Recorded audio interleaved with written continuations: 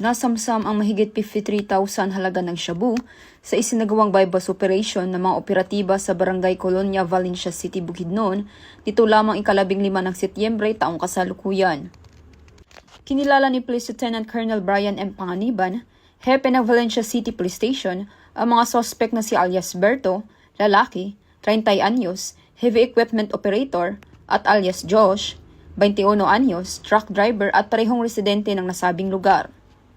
Nakumpiska mula sa sospek ang tinatayang 7 grams ng hinihinalang shabu na may standard drug price na 53,040 pesos at iba pang mga non-drug items.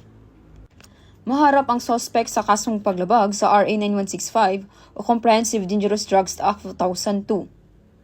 Mula dito sa Camp Capistrano, Busa, Cagayan de Oro City, ako ay inyong Police News Network correspondent, Patrolwoman Rhea P. Sanchez, alagad ng batas, tagataguyod ng Balitang Pulis.